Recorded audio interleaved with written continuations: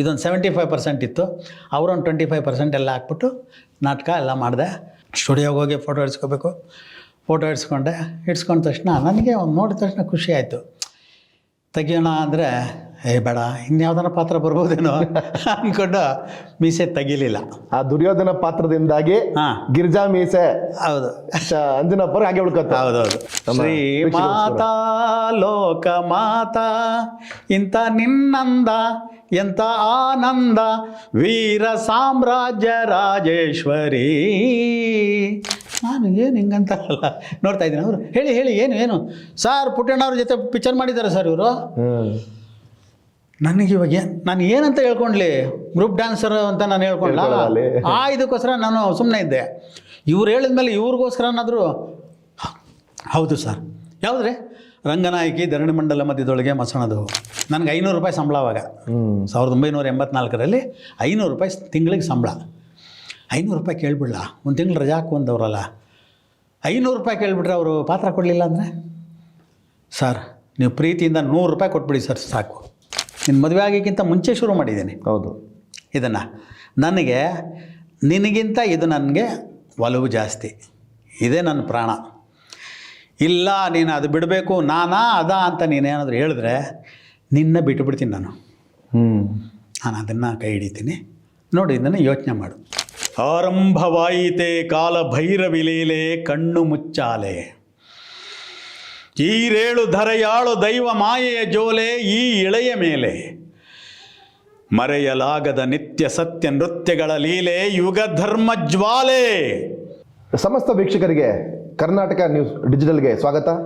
ಎಲ್ರಿಗೂ ನಮಸ್ಕಾರ.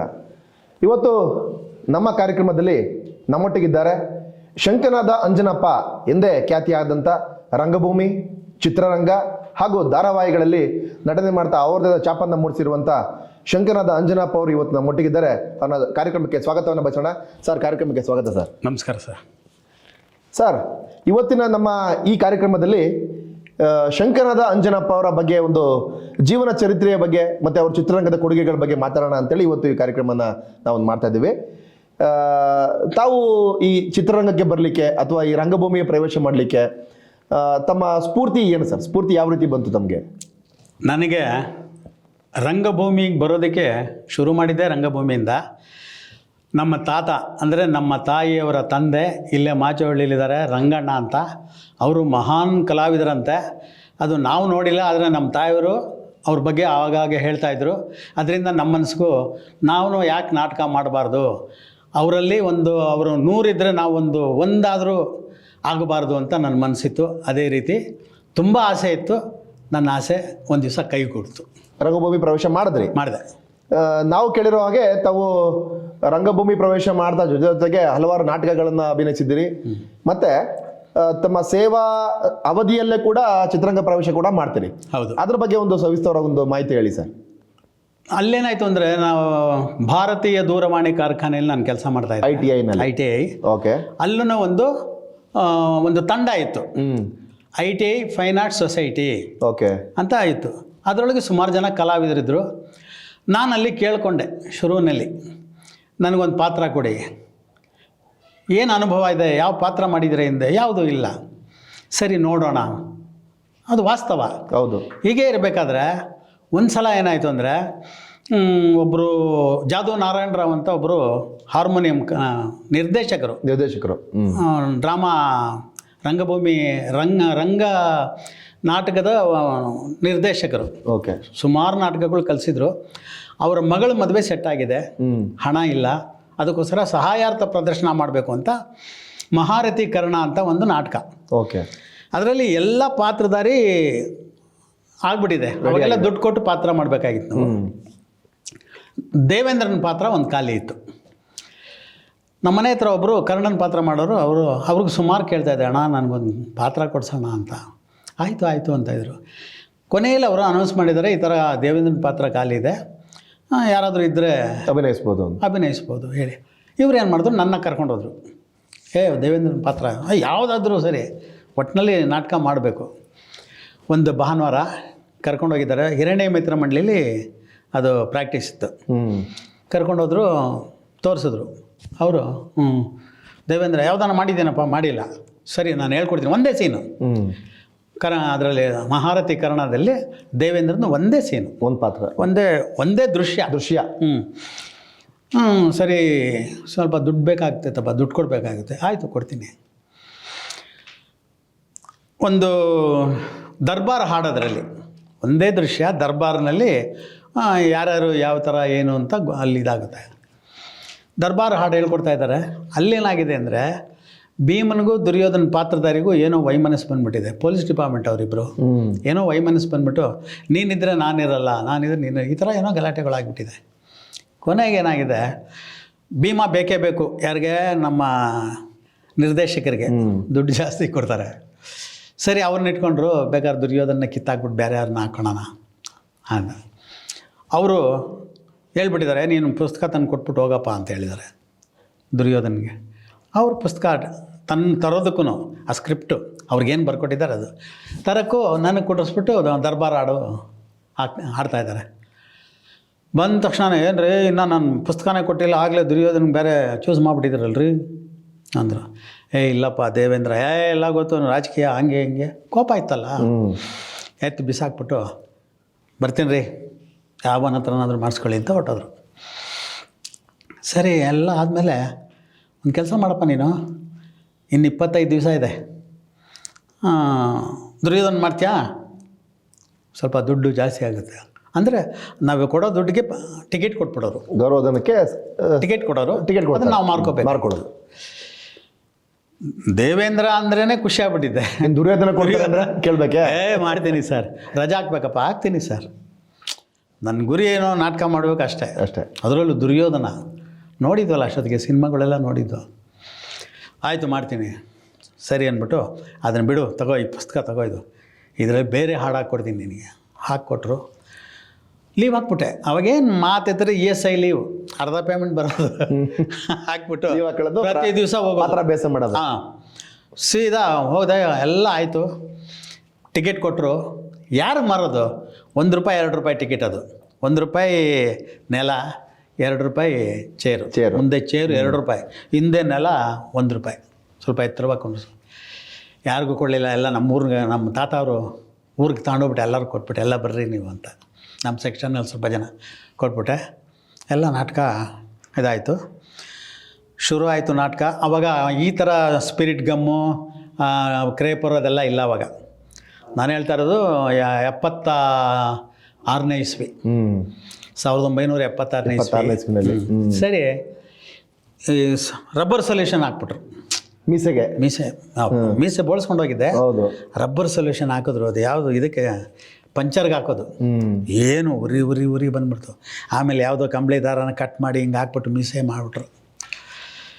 ಆವಾಗಲೇ ಅರ್ಧ ಇದಾಗ್ಬಿಟ್ಟೆ ನಾನು. ಏನಪ್ಪ ನಾಟಕ ಅಂದರೆ ಇಷ್ಟು ಕಷ್ಟ ಅಂತ ಇದಾಯಿತು. ಆಮೇಲೆ ನಾಟಕ ಶುರು ಆಯಿತು. ನಾಟಕ ಶುರು ಆದಮೇಲೆ ಪ್ರಾಕ್ಟೀಸ್ ಮಾಡಿದ್ವಲ್ಲ, 25 ದಿವಸ ಕಂಟಿನ್ಯೂ ಪ್ರಾಕ್ಟೀಸ್ ಬಂದಿರ್ತದೆ. ಚೆನ್ನಾಗಿ ಬಂತು ನಾಟಕ. ನಾಟಕ ಎಲ್ಲ ಮುಗಿದ ತಕ್ಷಣ ಕಿತ್ತಾಗ ನನಗೆ ಪ್ರಾಣನೇ ಹೊಟ್ಟೋಯ್ತು. ಏನಪ್ಪ ಇಷ್ಟೊಂದು ಕಷ್ಟ ಇದೆಯಾ ಅಂತ. ಆಮೇಲೆ ನಾಟಕ ಎಲ್ಲ ಆದಮೇಲೆ ಚೆನ್ನಾಗಿ ಮಾಡ್ದೆಯಾ ಮಾಸ್ಟ್ರು, ಇನ್ನೊಂದು 3 ತಿಂಗಳಿಗೆ ಇನ್ನೊಂದು ಕುರುಕ್ಷೇತ್ರ ಮಾಡ್ತಾಯಿದ್ದೀನಿ, ಭೀಮ ನೀನೇ ಮಾಡಬೇಕು. ಸರ್ ದುಡ್ಡು ಏನು ಕೊಡ್ಬೇಡವ ನೀನು, ಪಾತ್ರ ಮಾಡು ನೀನು ಅಂದರು. ಯೋಚನೆ ಮಾಡಿದೆ, ಮತ್ತೆ ಅಂಟಿಸ್ಕೋಬೇಕಾ ಮೀಸೆ? ಬೇಡಪ್ಪ ಅಂದ್ಬಿಟ್ಟು ಮೀಸೆ ದಾಡಿ 2 ಬಿಟ್ಬಿಟ್ಟೆ.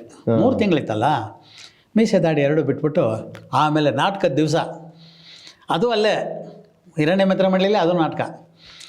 ಹೋಗಿ ನಮ್ಮ ಇವನಿಗೆ ಹೇಳಿದೆ, ಶಂಕರಪ್ಪನ, ನೋಡಪ್ಪ ನಾನು ಭೀಮನ ಪಾತ್ರ ಮಾಡ್ತಾಯಿದ್ದೀನಿ, ಅದೇನು ಮಾಡ್ತೀಯ ನನಗೆ ಗೊತ್ತಿಲ್ಲ, ಆ ಶೇಪ್ ಹಂಗಿರಬೇಕು, ಹಂಗೆ ಕೂರಿಸ್ಕೊಡು ನೀಟಾಗಿ ಹಂಗೆ.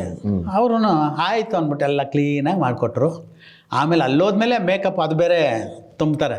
ಇದೊಂದು 75% ಇತ್ತು, ಅವರೊಂದು 25% ಎಲ್ಲ ಹಾಕ್ಬಿಟ್ಟು ನಾಟಕ ಎಲ್ಲ ಮಾಡಿಬಿಟ್ಟು ಏನು ಮಾಡಿದೆ, ಫೋಟೋ ಹಿಡಿಸ್ಕೋಬೇಕು. ಅವಾಗ ಎಲ್ಲ ಅಷ್ಟು ಇದಿಲ್ಲ. ಹೌದು, ಸ್ಟುಡಿಯೋಗೆ ಹೋಗಿ ಫೋಟೋ ಹಿಡಿಸ್ಕೋಬೇಕು. ಫೋಟೋ ಹಿಡ್ಸ್ಕೊಂಡ ತಕ್ಷಣ ನನಗೆ ನೋಡಿದ ತಕ್ಷಣ ಖುಷಿ ಆಯಿತು. ತೆಗಿಯೋಣ ಅಂದರೆ ಬೇಡ, ಇನ್ಯಾವ್ದಾರ ಪಾತ್ರ ಬರ್ಬೋದೇನೋ ಅಂದ್ಕೊಂಡು ಮೀಸೆ ತೆಗಿಲಿಲ್ಲ. ಆ ದುರ್ಯೋಧನ ಪಾತ್ರದಿಂದಾಗಿ ಗಿರಿಜಾ ಮೀಸೆ, ಹೌದು, ಅಂಜನಪ್ಪ ಹಾಗೆ ಉಳ್ಕೊತ. ಹೌದೌದು, ಸುಮಾರು ಜನ ಆಂಜನಪ್ಪ ಅಂತ ಇದ್ರು. ಬೀಲ ಆಂಜನಪ್ಪ, ದೊಡ್ಡಮನೆ ಆಂಜನಪ್ಪ, ಆಮೇಲೆ ನಾನು ಐ ಟಿ ಅಂಜನಪ್ಪ ಅಂಜನಪ್ಪ ಅನ್ನೋರು ಈ ಥರ ತುಂಬ ಜನ ಇದ್ದರು. ಆಮೇಲೆ ಸುಮಾರು ಜನ ಮೀಸೆ ಅಂಜನಪ್ಪ ಅಂತ. ಸರ್, ಇದು ತಮ್ಮ ರಂಗಭೂಮಿಯ ಪ್ರವೇಶ ಆಯ್ತು. ಚಿತ್ರರಂಗಕ್ಕೆ ಪ್ರವೇಶ ಮಾಡಿದ್ದೆ ಒಂದು ರೋಚಕವಾದ ಕಥೆ ಅಂತ ಕೇಳಿ. ಹೌದು ಸರ್, ಹೌದು. ಒಂದು ಪುಟ್ಟಣ್ಣ ಕಣಗಾಲ್ ಅವ್ರ ಚಿತ್ರಕ್ಕೆ ತಾವು ಆಯ್ಕೆ ಆಗಿದ್ದು, ಅದರಲ್ಲಿ ಪಾತ್ರಾಭಿನಯಗಳು ಮಾಡಿದ್ದು, ಅದ್ರ ಬಗ್ಗೆ ಒಂದು ಮಾಹಿತಿ ಹೇಳಿ ಸರ್. ಸರ್, ನಾವು ಕೀಚಕ ವಧೆ ಅಂತ ಒಂದು ಡ್ಯಾನ್ಸ್ ಮ್ಯೂಸಿಕ್ ಪ್ಲೇ, ಅದು ಸಂಗ್ಯಾ ಬಾಳ್ಯ ಥರ ಸುಮಾರು 110 ನಿಮಿಷದ ನಾಟಕ. ಅದು ಸುಮಾರು ಒಂದು 20 ಪ್ರಯೋಗ ಆಗಿತ್ತು. ಇಲ್ಲಿ ಚಿತ್ರಕಲಾ ಪರಿಷತ್ತಲ್ಲಿ ಒಂದು ನಾಟಕ ಬೇಕಾಗಿತ್ತು, ಕೇಳಿದರು. ಓಕೆ. ನಾವು ಯಾವುದೇ ನಾಟಕ ಮಾಡಬೇಕಾಗಲಿ ಹಿಂದಿನ ದಿವಸ ಒಂದು ದಿವಸ ಫುಲ್ ರಿಹರ್ಸಲ್ ಮಾಡ್ತಾಯಿದ್ದು. ಭಾನುವಾರ ಅವತ್ತು ಸೋಮವಾರ ನಾಟಕ, ಭಾನುವಾರ ದಿವಸ ಏನು ಮಾಡ್ದೋ ನಾವೆಲ್ಲ ಒಂದು ಕಡೆ ಸೇರಿದೋ. ಚಿತ್ರಕಲಾ ಪರಿಷತ್ ಪಕ್ಕದಲ್ಲೇ ಗಾಂಧಿ ಭವನ ಅಂತ ಇದೆ, ಅಲ್ಲಿ ಸೇರಿಬಿಟ್ಟು ಪ್ರಾಕ್ಟೀಸ್ ಮಾಡ್ತಾಯಿದ್ದೀವಿ. ಅವಾಗೆಲ್ಲ ಟೇಪ್ ರೆಕಾರ್ಡ್ ಇಟ್ಕೊಂಡು ಮಾಡ್ತಾಯಿದ್ದು. ಅದರಲ್ಲಿ ಚಂಡೆ ಮೇಯ್ನು. ತುಂಬ ಆ ಚಂಡೆ ಬಾರಿಸ್ತಾ ಇದ್ದರೆ ಕುಣಿಲಾರ್ದೂ ಕುಣಿಬೇಕು, ಆ ಥರ ಒಂದು ಹುಮ್ಮಸ್ ಬರೋದು. ಸರಿ, ನಾಟಕ ಪ್ರಾಕ್ಟೀಸ್ ಮಾಡ್ತಾಯಿದ್ದೀವಿ. ಅದೇ ಟೈಮ್ಗೆ ಪುಟ್ಟಣ್ಣ ಕಣಗಾಲ್ರವ್ರದ್ದು ರಂಗನಾಯಕಿ ಶೂಟಿಂಗ್ ಎಲ್ಲ ಮುಗಿದಿದೆ, ಸಾಂಗ್ ಬ್ಯಾಲೆನ್ಸ್ ಇದೆ. ಪಿ ಎಚ್ ವಿಶ್ವನಾಥ್ ಮಧ್ಯಾಹ್ನ ಊಟ ಮಾಡಿಬಿಟ್ಟು ಸುಮ್ಮನೆ ಆ ಕಡೆ ಬರ್ತಾ ಇರ್ಬೇಕಾದ್ರೆ ಸೌಂಡ್ ಕೇಳಿದೆ. ಏನು ಸೌಂಡು ಅಂತ ಬಂದಿದ್ದಾರೆ. ಬಂದು ಕಿಟಕಿಲಿ ನೋಡಿದ್ದಾರೆ. ಒಂದು ಅರ್ಧ ಗಂಟೆ ನಮ್ಮ ರಿಹರ್ಸಲ್ ನೋಡಿದ್ದಾರೆ. ಅವ್ರಿಗೇನೋ ಒಂಥರ ಮನಸ್ಸಿಗೆ ಹೊಳೆದಿದೆ. ಸೀದಾ ಹೋಗಿ, ಗುರುಗಳೇ ಈ ಥರ ಇಲ್ಲೊಂದು ಬ್ಯಾಲೆ ನಾಟಕ ಮಾಡ್ತಾಯಿದ್ದಾರೆ, 15 ಜನ ಹುಡುಗರು 15 ಜನ ಹುಡುಗಿರಿದ್ದಾರೆ ಅಲ್ಲಿ, ನಮ್ಮ ಹಾಡಿಗೇನಾದರೂ ಆಗ್ಬೋದೇನೋ, ಆದರೆ ನಿಮ್ಮ ಇದು ಅಂತಿಮ. ಕರ್ಕೊಂಬರ, ನೀನು ಇಷ್ಟು ಹೇಳ್ತಾ ಇದ್ದೀಯ ಅಂದರೆ ಅವ್ರು ಕರ್ಕೊಂಬ ಬಂದರು. ಅಷ್ಟೊತ್ತು ನಾವೆಲ್ಲ ಪ್ಯಾಕ್ ಮಾಡಿದ್ದು, ಇನ್ನೇನು ಹೊರಡಬೇಕು. ಬಂದು ಈ ಥರ ಪುಟ್ಟಣ್ಣ ಕಣಗಾಲ್ರವ್ರು ಕರೀತಾ ಇದ್ದಾರೆ ನಿರ್ದೇಶಕರು. ಖುಷಿಯಾಗ್ಬಿಟ್ಟು. ಅಷ್ಟೊಂದು ಸುಮಾರು ಸಿನಿಮಾಗಳು ನೋಡಿದ್ದು. ಅವರು ಒಳ್ಳೆ ಹೆಸರಿತ್ತಲ್ಲ, ಅಯ್ಯೋ ಅವ್ರು ನೋಡೋ ಸೌಭಾಗ್ಯ. ಏನು ಅವ್ರೇನು ಹೇಳಲಿಲ್ಲ, ನಿಮ್ಮನ್ನು ನೋಡ್ಬೇಕಂತೆ ಬನ್ನಿ ಆಯಿತು ಅಂದ್ಬಿಟ್ಟು ಸೀದಾ ಹೋದು. Walkable distance. ಹೋದ್ರೆ ಕುಂತ್ಕೊಂಡಿದ್ರು, ಊಟ ಮಾಡಿಬಿಟ್ಟು ಎಲ್ಲ ಅಡಿಕೆ ಹಾಕೊಂಡು ಕುಂತಿದ್ರು. ಹೋಗಿ ಎಲ್ಲ ಕಾಲು ನಮಸ್ಕಾರ ಮಾಡಿದೋ. ಆಮೇಲೆ ಅದೇನು ಮಾಡ್ತೀರಾ ಮಾಡ್ರಪ್ಪ ಅಂದರು.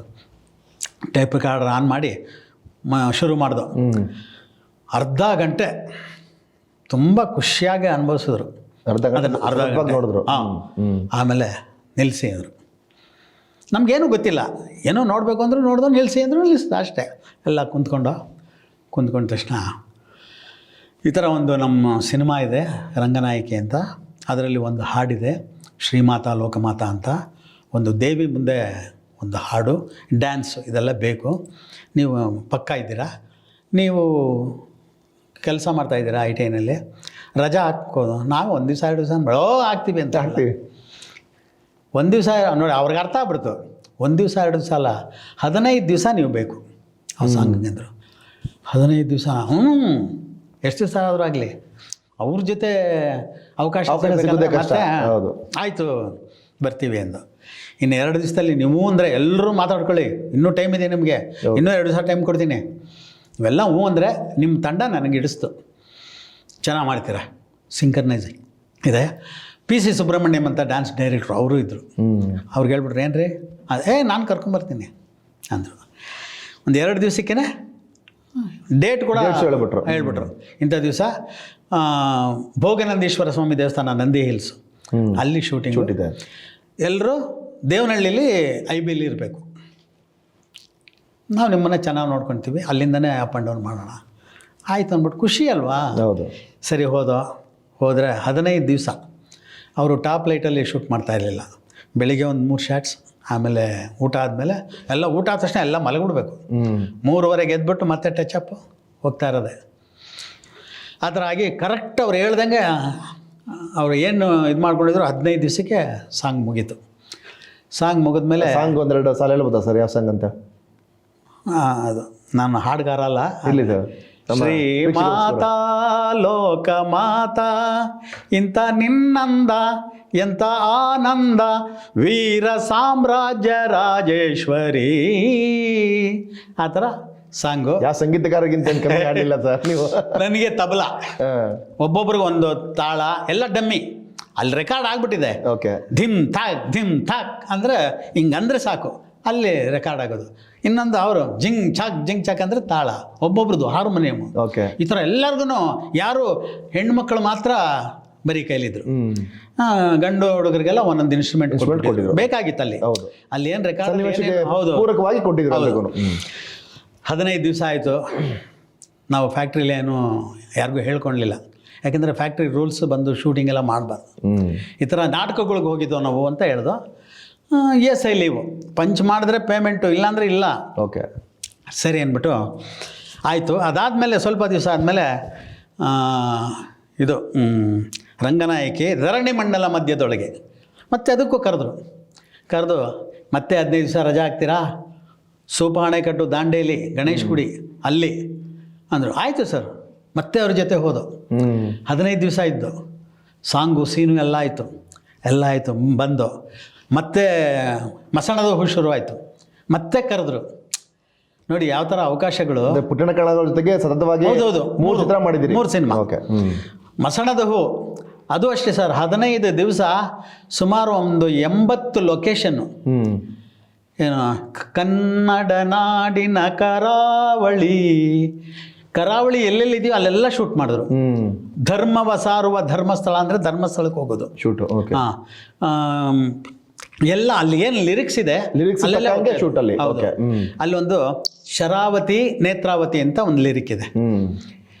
ಅಲ್ಲಿ ಧರ್ಮಸ್ಥಳಕ್ಕೆ ಹೋಗಿದ್ವಲ್ಲ, ಅಲ್ಲಿ ಯಾವುದು ಶರಾವತಿನ ನೇತ್ರಾವತಿ ಶೂಟ್ ಮಾಡಿದ್ರು. ಅಲ್ಲಿ ಬರುತ್ತೆ ನೇತ್ರಾವತಿ ಅಂತ ಬರುತ್ತೆ, ಅದು ಶೂಟ್ ಆಯಿತು. ನೆಕ್ಸ್ಟ್ ಶರಾವತಿಗೆ ಹೋಗ್ಬೇಕು.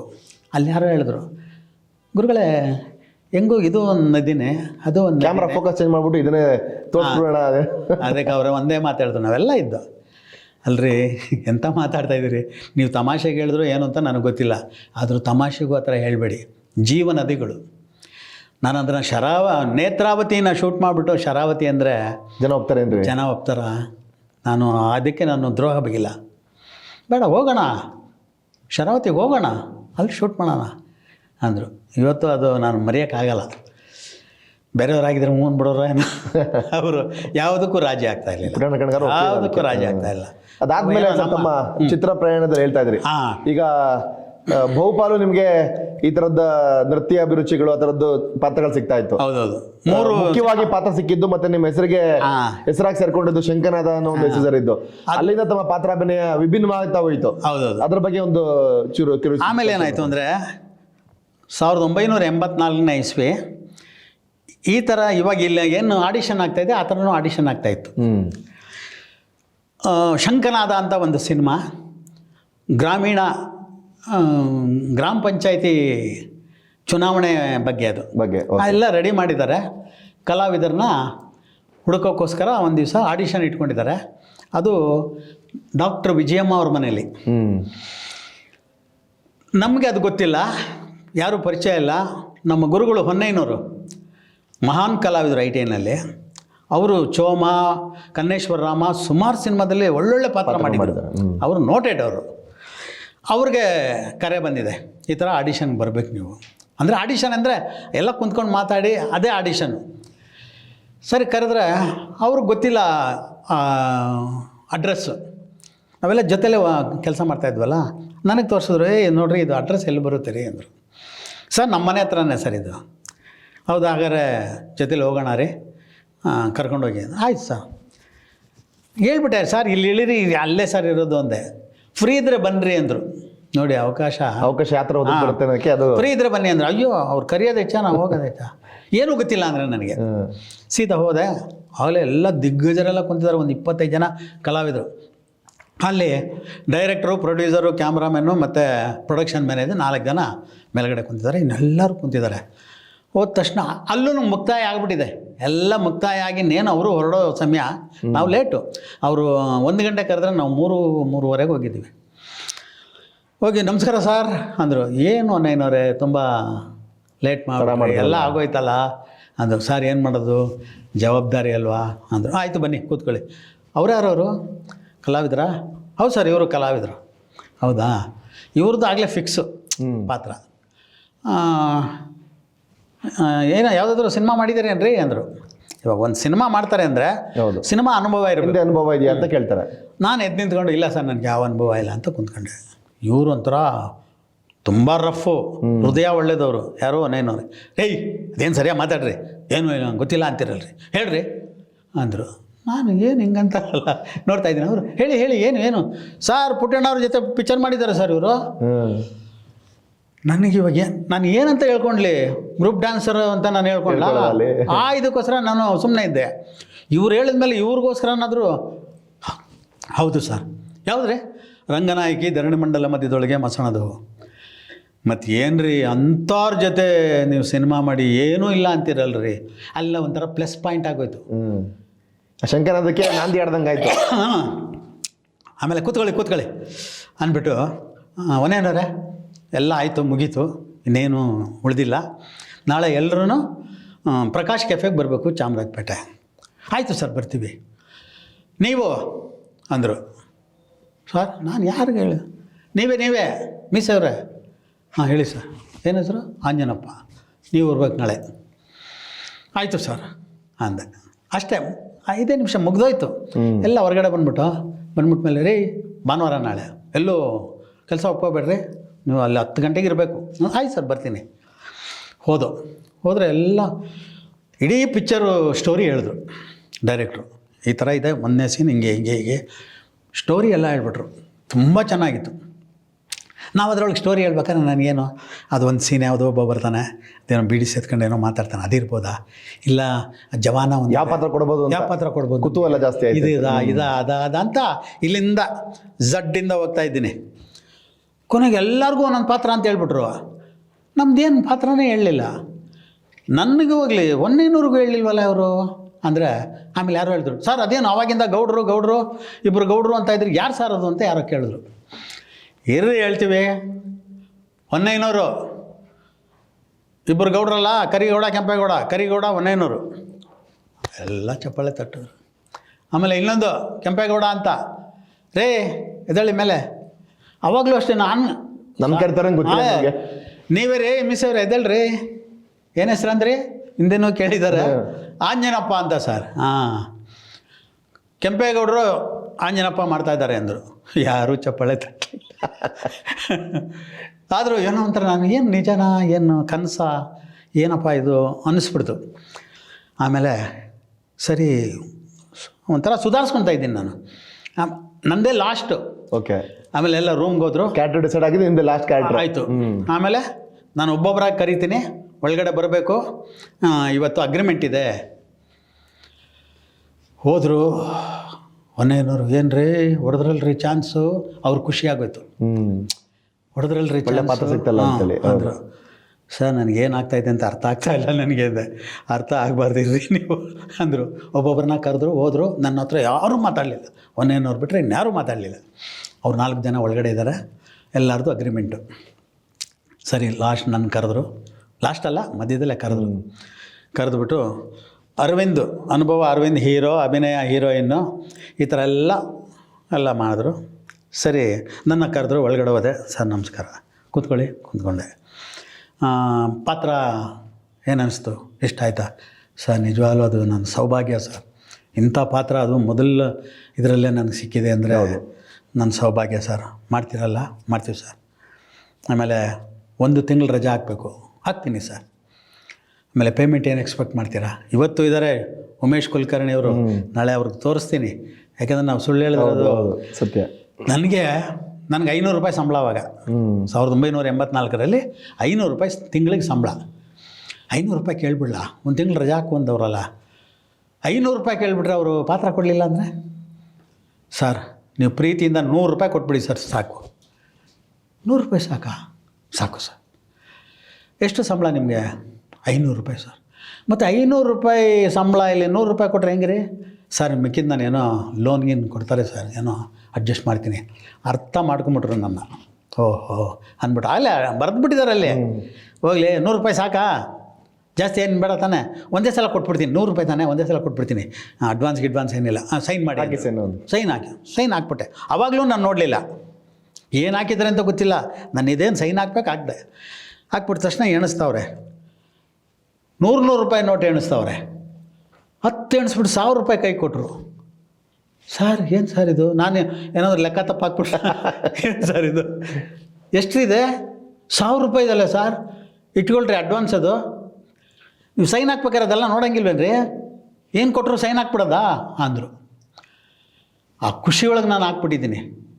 ಏನೇ ಆಗಲಿ ಇನ್ಮೇಲೆ ಅಲ್ಲಿ ನೋಡ್ಬಿಟ್ಟು 10 ರೂಪಾಯಿ ಬರೆದಿರ್ತೀವಿ, ಹಾಕ್ಬಿಟ್ರೆ ನೋಡ್ಬೇಕ್ರಿ ನೀವು, ನಾನು ನೋಡ್ತಾ ಇದ್ದೀನಿ, ಏನು ಸೈನ್ ಹಾಕಿದ್ದು ಕೊಟ್ಬಿಟ್ರಲ್ರಿ. ನೋಡಿ ಇನ್ನೊಂದ್ಸಲ 5,000 ರೂಪಾಯಿ ಪೇಮೆಂಟು. ಮೊದಲ ಚಿತ್ರ ಶಂಕನಾದಕ್ಕೆ 5,000 ರೂಪಾಯಿ ಪೇಮೆಂಟ್. ಇವತ್ತು ಅಗ್ರಿಮೆಂಟ್ 1984ನೇ ಇಸ್ವಿನಲ್ಲಿ 1984ನೇ ಇಸ್ವಿಯಲ್ಲಿ ಇವತ್ತು ನನ್ನ ಹತ್ರನೇ ಇದೆ, ಬೇಕಾದ್ರೆ ಕಾಪಿ ಬೇಕಾದ್ರೆ ಕಳಿಸ್ತೀನಿ. 5,000 ರೂಪಾಯಿ ನನಗೇನು ಒಬ್ಬ 500 ರೂಪಾಯಿ ಮೇಲೆ ನೋಡಿರಲಿಲ್ಲ ನಾನು. ಅಂಥದ್ದು 5,000 ರೂಪಾಯಿ ಅಂದರೆ ಆ ಕಾಲದಲ್ಲೇ ಸುಸ್ತಾಗ್ಬಿಟ್ಟೆ. ಅದೆಲ್ಲ ಬರೆದ್ಬಿಟ್ಟಿದ್ರು. ಡಬ್ಬಿಂಗ್ ಆದ ತಕ್ಷಣ ಅದು ಫುಲ್ ಅಮೌಂಟು. ಇವತ್ತು 1,000, ಶೂಟಿಂಗ್ ಹೋಗುವಾಗ 1,000, ಅಲ್ಲಿಂದ ಬಂದಮೇಲೆ 2,000, ಈ ಥರನೇ ಹಾಕ್ಬಿಟ್ಟಿದ್ರು. ಅದೇ ಥರ ಕೊಟ್ಟರು ಸರ್. ಪಾತ್ರನೂ ತುಂಬ ಚೆನ್ನಾಗಿತ್ತು. 1 ತಿಂಗಳು ನಾನು ಬೆಂಗಳೂರಿಗೆ ಬರಲಿಲ್ಲ ಸರ್. ಕೆಲವರು ಏನೋ ಮಧ್ಯ ಗೌರಿ ಹಬ್ಬ ಬೇರೆ ಬಂದ್ಬಿಡ್ತು, ನಾನು ಬರಲಿಲ್ಲ. ಅಲ್ಲೇ ಅವ್ರ ಜೊತೆಲೇ ಇದ್ಬಿಟ್ಟೆ ಸರ್. ಹಾಗಾದರೆ ಈ ಶಂಕನಾದ ಪಾತ್ರ, ಕೆಂಪೇಗೌಡನ ಪಾತ್ರದ ಮುಖಾಂತರ ನಮ್ಮ ಅಂಜನಪ್ಪ ಅವರ ಚಿತ್ರ ಜರ್ನಿ ಶುರು ಆಯಿತು ಅಂತ ಹೇಳ್ಬೋದು ಸರ್. ಹಾಗಾದರೆ ಹೌದು ಸರ್, ಆ ಜರ್ನಿ ಶುರು ಆಯಿತು. ನಾವು ಕೇಳಿದ ಮಟ್ಟಿಗೆ ಇವತ್ತಿನ ನಮ್ಮ ಕನ್ನಡ ಚಿತ್ರರಂಗದಲ್ಲಿ ಹಲವಾರು ಹಿರಿಯ ಕಲಾವಿದರಿದ್ದಾರೆ. ತಾವು ಸೇರಿದಾಗೆ ಅವರ ವೈಯಕ್ತಿಕ ಬದುಕು ಕೂಡ ಯಾವ ರೀತಿ ಇರ್ತದೆ ಅನ್ನೋದು ಎಲ್ರಿಗೂ ಆಸಕ್ತಿ ನಮ್ಮ ಚಿತ್ರರಸಿಕರಿಗೆ. ಈಗ ನಾವು ಆಲ್ರೆಡಿ ಹೇಳಿದಾಗ ತಾವು ITನಲ್ಲಿ ಕೆಲಸ ಮಾಡ್ತಾ ಇದ್ರಿ. ತಾವು ಇದ್ದಂಥ ಊರು ಬೇರೆ, ನಿಮ್ಮ ಮೂಲ ಊರು ಬಂದು ಮಾಗಡಿ ಹತ್ರ ಊರು ಅಂತ ಹೇಳಿದ್ರಿ, ತುಮಕೂರು ಹತ್ರ. ಅದಾದ್ಮೇಲೆ ತಾವು ಚಿತ್ರ ಜರ್ನಿ ಶುರು ಮಾಡಿದ್ಮೇಲೆ ಅಥವಾ ರಂಗಭೂಮಿ ಪ್ರವೇಶ ಮಾಡಿದ್ಮೇಲೆ ತಮ್ಮ ಕೌಟುಂಬಿಕ ವ್ಯವಹಾರಗಳು ಮತ್ತೆ ನಿಮ್ಮ ಆ ಜರ್ನಿ ಹೇಗಿತ್ತು ಸರ್? ಒಂಚೂರು ಅದನ್ನ ಹೇಳ್ಬೋದಾ? ಇದೇ ಥರ ಸಿನಿಮಾಗಳು ಮಾಡ್ಕೊಂಡಿದ್ದೆ. ರಂಗನಾಯಕಿ ಆದಮೇಲೆ ನಾನು ಮದುವೆ ಆಗಿದ್ದು. ಓಕೆ. ಅದು ನಮ್ಮ ರಿಲೇಷನ್ನಲ್ಲೇ ಮದುವೆ ಆದೆ. ಓಕೆ. ನನ್ನ ಹೆಂಡ್ತಿ ಒಂದು ಮಾತು ಹೇಳಿದ್ಲು, ನೋಡ್ತಾ ಇದ್ಲಲ್ಲ ಈ ಸಿನಿಮಾ, ರಿಲೇಷನ್ ತಾನೇ, ನೋಡ್ತಾಯಿದ್ರು, ಬಂದು ಹೋಗೋದು ಮಾಡ್ತಾಯಿದ್ರು. ಮದುವೆ ಆದಮೇಲೆ ಸ್ವಲ್ಪ ಜಾಸ್ತಿ ಆಯಿತು, ನಾನು ಓಡಾಟ ಜಾಸ್ತಿ ಆಯಿತು. ಒಂದು ದಿವಸ ಹೇಳಿದ್ಲು, ಕೆಲವರು ಹೇಳ್ಕೊಡೋರಿರ್ತಾರೆ, ಸಿನಿಮಾ ಜಗತ್ತು ಸರಿ ಇಲ್ಲ, ಹೌದು, ಯಾರೂ ಸರಿ ಇರಲ್ಲ, ಹಾಗೆ ಹೀಗೆ ಅಂತ ಹೇಳಿರ್ತಾರೆ. ಅವ್ರ ಮನಸ್ಸಿಗೂ ನಾಟಿರ್ಬೋದೇನೋ. ಹೌದು. ಒಂದು ದಿವಸ ನಾನೊಂದು ಮಾತು ಹೇಳ್ತೀನಿ, ಕೇಳ್ತೀರಾ? ಹೇಳು. ನಾನು ಅದನ್ನು ಎಕ್ಸ್ಪೆಕ್ಟ್ ಮಾಡಿರಲ್ಲ. ಏನು ಒಳ್ಳೆ ಕೆಲಸ ಇದೆ, ಯಾಕೆ ನೀವು ಸಿನಿಮಾ ಅದು ಇದು ಅಂತ ಹೋಗ್ತೀರಾ? ಬರೋದು ಲೇಟ್ ಆಗುತ್ತೆ, ಬೇಡ, ಇಲ್ಲಿಗೆ ಬಿಟ್ಬಿಡಿ. ಏನು ಕೆಲಸ ಮಾಡ್ತಾ ಇದ್ದೀರಾ ಮುಂದುವರ್ಸ್ಕೊಂಡು ಹೋಗಿ, ಅದನ್ನು ಮುಂದುವರ್ಸ್ಕೊಂಡು ಹೋಗಿ, ನಮ್ಗೆ ಅದೆಲ್ಲ ಬೇಡ, ನಮ್ಗೆ ಯಾಕೆ ಅದಲ್ಲ ಅಂತ. ಹಾಂ, ಅದು ಹಿಂದೆ ಏನೇನೋ ಕತೆ ಇದೆ, ಯಾರೋ ಹೇಳಿರ್ತಾರೆ, ಒಳ್ಳೆಯವರೆಲ್ಲ ಗಂಡಸರು ಹಂಗೆ ಹಿಂಗೆ ಅಂದಿರ್ತಾರೆ.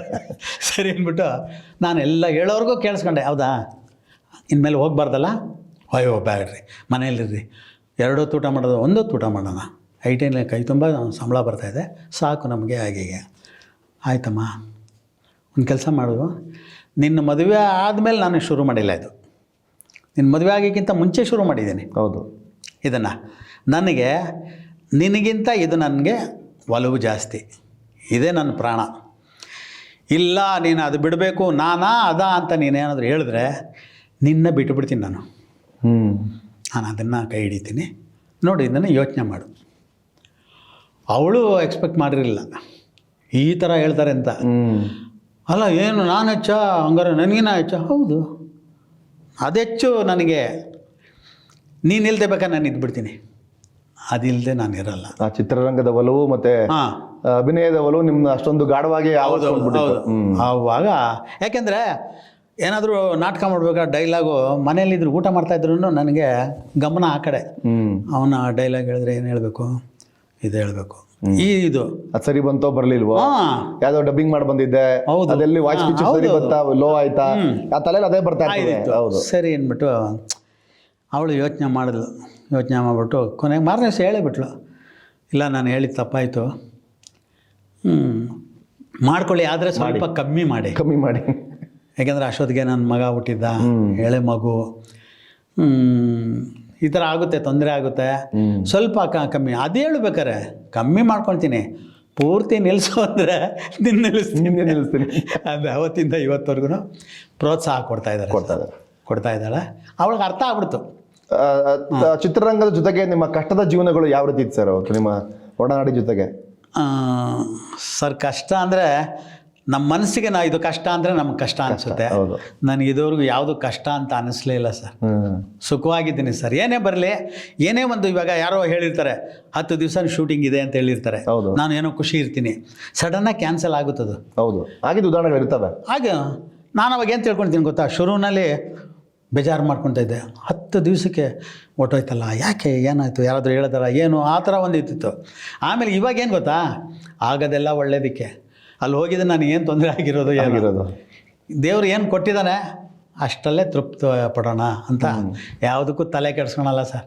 ಏನೇ ಬರಲಿ, ಅದು ಬರಬೇಕಾಗಿತ್ತು, ಬಂತು ಅಂದ್ಬಿಟ್ಟು ಹೋಗ್ತೇನೆ. ಕಷ್ಟ ಅನ್ನೋದು ನನಗೆ ಅನಿಸೇ ಇಲ್ಲ ಸರ್, ಅನಿಸೇ ಇಲ್ಲ. ನಿಮ್ಮ ಚಿತ್ರರಂಗದ ಬದುಕು ಮತ್ತೆ ನಿಮ್ಮ ಕಾರ್ಯವ್ಯಾಪ್ತಿ ಎರಡನ್ನೂ ಕೂಡ ತಗೊಂಡೋದ್ರೆ ಯಾವತ್ತೂ ನಿಮ್ಗೆ ಕಷ್ಟ ಅಂತ ಇಲ್ಲ. ಮಧ್ಯದಲ್ಲಿ ಒಂದು ನಿಮ್ಮ ಅಪ್ಪಣೆ ಮೇರೆಗೆ ಒಂದು ಹೇಳಿ ಸರ್. ನನಗೆ ಮಂಡ್ಯ ಜಯರಾಮ್ ಅಂತ ಒಬ್ಬರು ಪರಿಚಯ ಇದ್ದಾರೆ. ಅವ್ರು ಬೆಂಗಳೂರಿನಲ್ಲೇ ಇದ್ರು, ಇವಾಗ ಬಂದವ್ರೆ. ಮಂಡ್ಯ ಸತ್ಯಣ್ಣ ನನಗೆ ಆತ್ಮೀಯರು ಅಂದರೆ ಹೆಂಗೆ ಅಂದರೆ, ನಮ್ಮ ರಿಲೇಷನ್ ಕೂಡ ನಾನು ಅಷ್ಟು ಪ್ರೀತಿ ಮಾಡಲ್ಲ. ಅವರು ನನಗೆ ತುಂಬ ಆತ್ಮೀಯರು. ಇವತ್ತಿನ ದಿವಸ ನಾನು ಇಲ್ಲಿ ಬರೋಕ್ಕೂ ಅವರೇ ಕಾರಣ, ಬಂದಿದ್ದಾರೆ. ಅವ್ರು ಏನಾದರೂ ಹೇಳಿದ್ರೆ ಅದನ್ನು ನಾನು ನಡೆಸ್ಕೊಂಡು ಹೋಗ್ತೀನಿ. ಎಷ್ಟೋ ಸಲ ಅವ್ರಿಗೆ ಹೇಳಿದ್ದಾರೆ, ನಿನಗೇನಾದರೂ ಕಷ್ಟ ಇದ್ದರೆ ನನಗೆ ಹೇಳು, ನಾನು ನಿನಗೆ ಹೆಲ್ಪ್ ಮಾಡ್ತೀನಿ, ನಾನು ಬೇಕಾದ್ರೆ ಯಾರ್ದನ್ನ ಸಾಲ ಇಸ್ಕೊಂಡು ನಿನಗೆ ಕೊಡ್ತೀನಿ ಅಂತ ಹೇಳಿದ್ದಾರೆ. ನಾನು ಅದಕ್ಕೆ ಏನು ಹೇಳ್ತೀನಿ ಗೊತ್ತಾ, ನೀವು ಇಷ್ಟು ಹೇಳಿದ್ರಲ್ಲ, ನನಗೆ ಹೆಲ್ಪ್ ಮಾಡ್ದಂಗೆ ಆಯಿತು. ಅಂಥ ಕಷ್ಟ ಬಂದರೆ ನಾನು ನಿಮಗೆ ಕೇಳ್ತೀನಿ. ಇವತ್ತು ದಿವಸ ಕೆಲವರು ಯಾರಾದರೂ ಕೊಡ್ತೀನಿ ಅಂದರೆ ಫಸ್ಟ್ ಕೊಡಿ ಅಂತ ಇವತ್ತೂ ಎಷ್ಟೋ ಸಲ ಕೇಳಿದ್ದಾರೆ, ಅಣ್ಣ ಒಂದು 50,000 ರೂಪಾಯಿ ಹಾಕ್ಲ ನಿಮ್ಮ ಅಕೌಂಟಿಗೆ ಅಣ್ಣ ಅಂತ. ಸಮಯ ಬಂದರೆ ನಾನು ಕೇಳ್ತೀನಿ, ದಯವಿಟ್ಟು ಬೇಡಿ. ನಾನು ಹಿಂಗೆ ಅಂದರೆ ಹಾಸಿಗೆ ಇದ್ದಷ್ಟು ಕಾಲು ಚಾಚ್ಕೊಂಡು ಹೋಗ್ತಾ ಇದ್ದೀನಿ ಸರ್. ಓಕೆ. ಯಾವ ತಮ್ಮ ವಯಸ್ಸು ಮತ್ತು ಎಷ್ಟು ಜನ ಮಕ್ಕಳು ತಮಗೆ? ಸರ್ ನನಗೆ ಇವಾಗ 76 ವರ್ಷ ವಸಂತಗಳು. 1949ರಲ್ಲಿ ಹುಟ್ಟಿದೆ. ನನಗೆ ಒಬ್ಬ ಮಗಳು. ಮಗ ಬಂದು MBA ಮಾಡಿಸ್ದೆ ಒಂದು ಪ್ರೈವೇಟು. ಇವತ್ತು ಅವನೇ ನಾನು ಸಾಕ್ತಾ ಇರೋದು, ಕೆಲಸ ಮಾಡ್ತಾ ಇದ್ದಾರೆ. ಓಕೆ, ಕೆಲಸ ಮಾಡ್ಕೊಂಡಿದ್ದಾನೆ. ನನ್ನ ಮಗಳಿಗೆ ಇಂಜಿನಿಯರಿಂಗ್ ಓದಿಸ್ದೆ, ಎಲ್ಲೂ ಕೆಲಸಕ್ಕೆ ಕಳಿಸ್ಲಿಲ್ಲ. ನಮ್ಮ ಹಳೆ ರಿಲೇಷನ್ನು ಗೊತ್ತಿರಲಿಲ್ಲ ಶುರುವಿನಲ್ಲಿ, ಯಾವುದೋ ಬ್ರೋಕರ್ ಕಡೆಯಿಂದ ಇದಾಯಿತು. ನೋಡಿದ್ರೆ ಹಳೆ ರಿಲೇಷನ್ನು. ಓಕೆ, ಏನು ದೂಸರ ಮಾತೇ ಇಲ್ಲ. ಒಪ್ಕೊಂಡು ನನ್ನ ಮಗಳು ತುಂಬ ಚೆನ್ನಾಗಿದೆ, ಅಲ್ಲಿ ಚೆನ್ನಾಗಿ ಸಂಸಾರ ಮಾಡ್ತಾಯಿದ್ದೆ. ಅವ್ರಿಗೂ ಹೆಣ್ಮಕ್ಳು ಇರಲಿಲ್ಲ, 3 ಜನ ಗಂಡು ಮಕ್ಕಳು ಇದ್ರು ಅವ್ರಿಗೆ. ದೊಡ್ಡ ಹುಡುಗನಿಗೆ ನನ್ನ ಮಗಳನ್ನ ಕೊಟ್ಟಿದ್ದೀರಿ. ಓಕೆ, ನನ್ನ ಮಗಳನ್ನ ಅವ್ರ ಮಗಳು ಅಂತ ಸಾಕ್ತಾ ಇದ್ದಾರೆ. ನನ್ನ ಮಗಳು ಅಲ್ಲೂ ಚೆನ್ನಾಗಿದೆ. ನನಗೆ ಇವಾಗ ಯಾವ ಜವಾಬ್ದಾರಿನೂ ಇಲ್ಲ ಸರ್, ಎಲ್ಲ ಮುಗಿಸ್ಕೊಂಡೆ. ನನ್ನ ಮಗ ಇವತ್ತು ನನ್ನ ಸಾಕ್ತಾ ಇದ್ದಾನೆ ಆರಾಮಾಗಿ. ಯಾರಾದರೂ ಪ್ರೀತಿಯಿಂದ ಕರೆದ್ರೆ ಪಾತ್ರ ಮಾಡ್ತೀನಿ, ಯಾಕೆಂದರೆ ಅದನ್ನು ಮರೆಯೋಕ್ಕಾಗಲ್ಲ ಸರ್. ಬಣ್ಣ ಮರೆಯೋಕ್ಕಾಗಲ್ಲ, ಮಾಡ್ತೀನಿ, ಬರ್ತೀನಿ. ಅಂದ್ರೆ ಕುಟುಂಬ. ಹೌದು ಸರ್, ಕುಟುಂಬವನ್ನು ಸಾಗಿಸ್ತಾ ಇದ್ದೀರಿ, ಖುಷಿ ಇದೆ. ಮತ್ತೆ ಒಂದು ಒಳ್ಳೆ ಜೀವನವನ್ನ ಸಾಗಿಸ್ತಾ ಇದ್ದೀರಿ. ಹೌದೌದು. ತುಂಬಾ ಇದೇ ಮಂಡ್ಯ ಸತ್ಯಣ್ಣನೇ ನಮ್ಮ ಮಗಳ ಮದುವೆಗೆ ಅವರೇ ಬಂದು ಫೋಟೋ ವಿಡಿಯೋ ಎಲ್ಲ ಅವರೇ ಮಾಡಿಸ್ಕೊಟ್ರು. ಓಕೆ, ಅವರು ಖುಷಿ ಪಟ್ಟರು. ಓಕೆ, ಬೇರೆಯವ್ರ ಹತ್ರ ತಗೊಳಕ್ಕಿಂತ ಅವರು ₹1 ಅವರು ಪ್ರಾಫಿಟ್ ನೋಡಲಿಲ್ಲ. ಏನು ಅವ್ರು ಯಾರ್ಯಾರು ಕರ್ಕೊಂಬಂದಿದ್ರು ಅಷ್ಟು ಮಾತ್ರ ತಗೊಂಡು ನನಗೆ ಅದನ್ನು ನಾನು ಸಾಯೋವರೆಗೂ ಮರೆಯಲ್ಲ ಸರ್. ಓಕೆ, ವಿಶ್ವಾಸ ಅಷ್ಟೇ. ವಿಶ್ವಾಸ. ಇವತ್ತು ಚಿತ್ರರಂಗದಲ್ಲಿ ನೀವು ಮಾಡಿರೋ ಒಳ್ಳೆ ಕೆಲಸಗಳು, ನಿಮ್ಮ ಆ ಒಂದು ಒಳ್ಳೆ ಜವಾಬ್ದಾರಿಗಳು ಇವತ್ತು ನಿಮಗೆ ಒಳ್ಳೆ ದರದಲ್ಲಿ ವಾಪಸ್ ಬರ್ತಾ ಇದೆ. ಹೌದು ಸರ್, ಖಂಡಿತ. ಈ ಒಂದು ತುಂಬು ಜೀವನ ನಡೆಸ್ತಾ ಇದ್ದೀರಿ. ನಮಗೂ ಕೂಡ ಖುಷಿ ಆಯ್ತು ಕೇಳಿ. ಹಿರಿಯರಾಗಿ ತಮ್ಮ ಚಿತ್ರರಂಗಕ್ಕೆ ಹಲವಾರು ಚಿತ್ರರಸಿಗಳನ್ನ ನೀವು ರಂಜಿಸಿದ್ದೀರಿ. ಜೊತೆಗೆ ಕುಟುಂಬದ ನಿರ್ವಹಣೆ ಕೂಡ ತುಂಬಾ ಚೆನ್ನಾಗಿ ಮಾಡಿದಿರಿ. ಮತ್ತೆ ಯಾವ ಕಷ್ಟಗಳನ್ನು ಕಷ್ಟ ಅನ್ಕೋಬಾರ್ದು ನಾವು ಅಂತ ಅನ್ನೋದಿದೆಯಲ್ಲ, ಅದೆಲ್ರಿಗೂ ಬರಲ್ಲ. ಇವತ್ತು ಸಣ್ಣ ಸಮಸ್ಯೆ ಬಂದ ತಕ್ಷಣ ಹೋಗ್ಬಿಡ್ತಾರೆ. ಇವತ್ತಿನ ಹೊಸ ಕಲಾವಿದರುಗಳನ್ನ ನಾವು ನೋಡಿದ್ರೆ ಇವತ್ತು ಅದನ್ನ ನೀವೆಲ್ಲ ಅಂತವ್ರಿಗೆ ಒಂದು ಮಾರ್ಗದರ್ಶನ ಆಗಿದ್ದೀರಿ. ನೀವು ಇವತ್ತು ಒಂದು ಪ್ರೇರಣಾ ಶಕ್ತಿ ಆಗಿದ್ದೀರಿ ಅಂತವ್ರಿಗೆಲ್ಲ. ಯಾಕೆಂದ್ರೆ ಸಣ್ಣ ಪುಟ್ಟ ತೊಂದರೆ ಆದ ಮಾತ್ರಕ್ಕೆ ಚಿತ್ರರಂಗದಲ್ಲಿ ನಮ್ಗೆ ಅವಕಾಶನ ಸಿಗಲ್ವೇನೋ, ನಾವು ಮುಗ್ದೇ ಹೋಯ್ತೇನೋ ಚಿತ್ರರಂಗ ಲೈಫ್ ಅಂತಾರೆ. ನೀವು 76 ವರ್ಷ ಇವತ್ತಿನವರೆಗೂ ತುಂಬು ಜರ್ನಿ ಮಾಡಿ, ಹಲವಾರು 117ಕ್ಕೂ 20ಕ್ಕೂ ಹೆಚ್ಚು ಚಿತ್ರಗಳನ್ನ ಮಾಡಿ, 50ಕ್ಕೂ ಹೆಚ್ಚು ಧಾರಾವಾಹಿಗಳನ್ನ ಮಾಡಿದ್ರು ಕೂಡ ಇವತ್ತು ನಾನು ಸ್ಯಾಟಿಸ್ಫೈಡ್ ಇದ್ದೀನಿ. ಕಳೆದ ಈಗಲೂ ಖುಷಿಲಿ ಹೋಗಿ ಚಿತ್ರ ಮಾಡ್ತೀನಿ ಅಂತೀರಿ. ಇತ್ತೀಚೆಗೆ ಕೂಡ ಹಲವಾರು ಚಿತ್ರಗಳು ಮಾಡಿದ್ರಿ. ಸೆಪ್ಟೆಂಬರ್ 10 ಒಂದು ಚಿತ್ರ, ಮತ್ತೆ ಅಯೋಗ್ಯ 2 ಮುಂದೆ ಬರ್ತಾ ಇರ್ತಕ್ಕಂಥ ಚಿತ್ರ. ತಮ್ಮ ಚಿತ್ರರಂಗದ ಬಗ್ಗೆ ಹೇಳಿದ್ರೆ ಸರ್, ಒಟ್ಟು ಇಲ್ಲಿವರೆಗೆ ಎಷ್ಟು ಚಿತ್ರಗಳು ತಾವು ಅಭಿನಯಿಸಿದಿರಿ ಸರ್? ಒಟ್ಟು ರಿಲೀಸ್ ಆಗಿರೋದು 117 ಸರ್. ಡಿಸೆಂಬರ್ 10 ಬಂತಲ್ಲ, ಸೆಪ್ಟೆಂಬರ್ 10 ಅದು ನನ್ನ 117ನೇ ಸಿನಿಮಾ. ಓಕೆ, ನಮ್ಮ ಗುರುಗಳಾದ ನಮ್ಮ ಓಂ ಸಾಯಿ ಪ್ರಕಾಶ್ ಅವರು, ಅವ್ರದ್ದು 105ನೇ ಸಿನಿಮಾ ಚಿತ್ರ ಅದು. ಓಕೆ, ಎಲ್ಲರ ಜೊತೆ ಸುಮಾರು ಜನರ ಜೊತೆ ಪಾತ್ರ ಮಾಡಿದ್ದೀನಿ ಸರ್. ಪ್ರಭಾಕರಿಂದ ಹಿಡ್ಕೊಂಡು, ಶಶಿಕುಮಾರಿಂದ ಹಿಡ್ಕೊಂಡು, ಇದು ಅಂಬರೀಷ್ ಅಣ್ಣ, ವಿಷ್ಣುವರ್ಧನ್ ಸರ್ ಎಲ್ಲರ ಜೊತೆ ಮಾಡಿದ್ದೀನಿ. ಅಣ್ಣವ್ರ ಜೊತೆ ಮಾಡಿರಲಿಲ್ಲ. ಹೌದಾ? ಮಾಡಿರಲಿಲ್ಲ. ಏನಾಗೋಯ್ತು ಅಂದರೆ, ನಾಗಾಭರಣ ಸರ್ ಅವ್ರದ್ದು ಮೈಸೂರು ಮಲ್ಲಿಗೆ, ಅದು ಹೆಚ್ಚು ಕಡಿಮೆ 25 ದಿವಸ ಇದೆ ಸರ್. ಇದರೊಳಗೆ ತೀರ್ಥಹಳ್ಳಿಲಿ ಒಳ್ಳೆ ಪಾತ್ರ. ಹೆಡ್ ಕಾನ್ಸ್ಟೇಬಲ್ ಕರೀಂ ಖಾನ್ ಅಂದ್ಬಿಟ್ಟು, ಬಿಫೋರ್ ಇಂಡಿಪೆಂಡೆನ್ಸ್ ಸಬ್ಜೆಕ್ಟ್ ಅದು. ಓಕೆ. ನಾನು ಈಗ ಬ್ರಿಟಿಷ್ನವ್ರ ಕಾಲದ ಇವನು ದಫೇದಾರು, ಪೊಲೀಸ್ ಆಫೀಸರ್ ಅವತ್ತು. ಹಾಂ. ಆದರೆ ತಿಂತಾ ಇರೋದು ಆ ಅನ್ನ ಆದ್ರೂ ನನಗೆ ಇವ್ರ ಕಡೆ ಒಲವು ಜಾಸ್ತಿ. ಅಂಥ ಪಾತ್ರ ತುಂಬ ಚೆನ್ನಾಗಿದೆ ಪಾತ್ರ.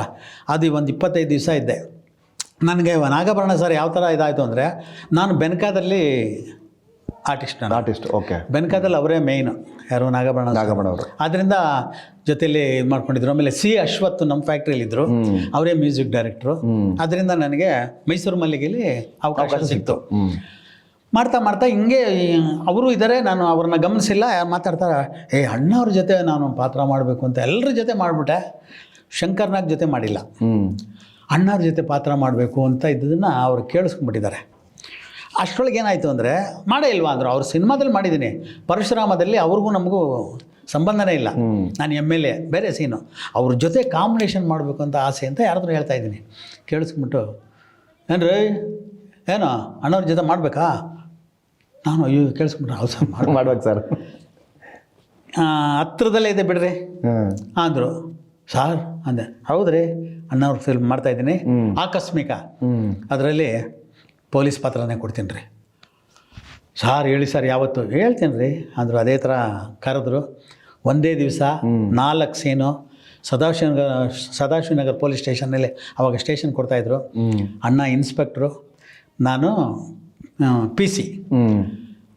ಅಷ್ಟೊತ್ತಿಗೆ ಸುಮಾರು ಒಂದು 50 ಪಿಕ್ಚರ್ ಮಾಡಿದ್ದೆ ನಾನು. ಅಣ್ಣವ್ರ ಜೊತೆ ಏನು ಇಡೀ ರಾತ್ರಿ ನಿದ್ರೆ ಬರಲಿಲ್ಲ. ಬೆಳಿಗ್ಗೆ ಹೇಳ್ಬಿಟ್ಟಿದ್ದಾರೆ 9 ಗಂಟೆಗೆ 8 ಗಂಟೆಗೆಲ್ಲ ಇದರಲ್ಲಿರಬೇಕು ಸ್ಟೇಷನಲ್ಲಿ ಅಂತ. ಹೋಗಿದ್ದೀನಿ ಸರ್. ಅಣ್ಣವರು ಬಂದರು, ನೋಡಿದೆ, ದೂರದಿಂದ ನೋಡಿದೆ, ಎಲ್ಲ ಆಯಿತು. ಆಮೇಲೆ ಹಾಕೊಳ್ರಿ ಡ್ರೆಸ್ಸು ಹಾಕ್ಕೊಂಡೆ. 1-2 ಸೀನ್ ಬೇರೆ ನಡೀತಾ ಇದೆ ಅಣ್ಣವ್ರದ್ದು. ರೀ ಅಣ್ಣವ್ರ ಕಾಂಬಿನೇಷನ್ ಇವಾಗ ನಿಮ್ಮದು ಅಂದರು. ಆಯ್ತು ಸರ್ ಅಂದೆ. ಏನಿಲ್ಲ ಸರ್, ಹೋಗ್ತೀನಿ, ನೀವು ಹೇಳಿದ ಕೆಲಸ ಎಲ್ಲ ಮಾಡ್ಕೊಂಬಂದಿದ್ದೀನಿ ಸರ್, ತಗೊಳ್ಳಿ ಸರ್ ಅಂತ ಒಂದು ಕಾರ್ಡ್ ಕೊಡ್ತೀನಿ, ವಿಸಿಟಿಂಗ್ ಕಾರ್ಡ್ ಅಷ್ಟೇ. ಸುಮಾರು 40 ಪಿಕ್ಚರ್ ಮಾಡಿದ್ದೀನಿ, ಹೆಚ್ಚು ಕಡಿಮೆ. ಹೋಗಿದೆ ಸರ್. ಮಾನಿಟ್ರು ನೋಡ್ರಿ ಹೋಗ್ರಿ ಅಷ್ಟು ಹೇಳಿದರು. ಅವರು ಫುಲ್ ಡ್ರೆಸ್ಸಲ್ಲಿದ್ದಾರೆ, ಸ್ಟಿಕ್ ಇದೆ, ಅಲ್ಲಿ ಒಂದು 4-5 ಜನ ವಿಲ್ಲನ್ಗಳು ಫೋಟೋ ಇದೆ ಪೊಲೀಸ್ ಸ್ಟೇಷನ್ನಲ್ಲಿ. ನೋಡ್ತಾ ನಿಂತಿರ್ತಾರೆ. ನಾನು ಹೋಗ್ಬಿಟ್ಟು ಸರ್ ಅಂತೀನಿ, ಸೆಲ್ಯೂಟ್ ಮಾಡ್ತೀನಿ. ಅವರು ಹಿಂಗೆ ತಿರುಗ್ತಾರೆ. ಎಸ್ ಅಂದರು. ನೋಡ್ತಾ ಇದ್ದೀನಿ ಸರ್ ನಾನು ಅವ್ರನ್ನ. ಡೈಲಾಗ್ ಮರ್ತೋಗ್ಬಿಟ್ಟಿದ್ದೀನಿ. ಅಂತಾರಲ್ಲ ಮತ್ತೆ. ಇಲ್ಲ, ಅದು ಮಾನಿಟ್ರು ನಡೀತಾಯ್ತಾ? ಮಾನಿಟ್ರಲ್ಲಿ ಹಿಂಗೆ ನಿಂತಿದ್ದೀನಿ. ಅವ್ರಿಗೆ ಅರ್ಥ ಆಗ್ಬಿಡ್ತು. ಹೇಳಿ ಏನು ಹೇಳೋದು, ಮರ್ತೋಗ್ಬಿಟ್ಟಿದ್ದೀನಿ, ಏನು ಹೇಳ್ಬೇಕು ಅನ್ನೋದೇ ಮರ್ತೋಗ್ಬಿಟ್ಟಿದ್ದೀನಿ. ಆಮೇಲೆ ಇವರು ರೀ ಡೈಲಾಗ್ ಹೇಳ್ರಿ. ಸರ್ ಏನು ಸರ್ ಡೈಲಾಗು? ಬನ್ನಿ ಬನ್ನಿ ಅಣ್ಣ. ಅವರು ಅಯ್ಯೋ ಅಣ್ಣ ಅವ್ರು ಮಾತ್ರ ಅವ್ರಿಗೆಲ್ಲ ಗೊತ್ತು ಎಂತೆಂಥವ್ರು. ಅವ್ರ ಮುಖ ನೋಡಿದ ತಕ್ಷಣ ಅವರು ಕಣ್ಣಲ್ಲಿ ಹೇಗೇನಿತ್ತು ಅಂದರೆ, ಆ ಫೋಟೋ ಏನು ನೋಡ್ತಾ ಇದ್ರು, ಇನ್ನೂ ಅದೇ ಗುಂಗಲ್ಲಿದ್ದಾರೆ ಅವರು. ಏಸ್ ಅಂದ್ರಲ್ಲ, ನನಗೆ ಮೀಟರ್ ಆಫ್ ಕಳೆದೋಗ್ಬಿಟ್ರಿ ನೀವೆಲ್ಲ. ಆಮೇಲೆ ಯಾಕ್ರಿ ಏನ್ರಿ ಸರ್ ಹೆದರ್ಕೊಂಬಿಟ್ಟು ಇರೋದು ಹೇಳಿದೆ. ಹೆದರ್ಕೊಂಬಿಟ್ಟೆ ಸರ್. ಹೆದರ್ಬೇಡ್ರಿ, ಅಣ್ಣವ್ರ ಜೊತೆ ಮಾಡಬೇಕು ಅಂತ ಆಸೆ ಪಟ್ರಿ, ಹೇಳಿ ಸರ್ ಏನು ಡೈಲಾಗು?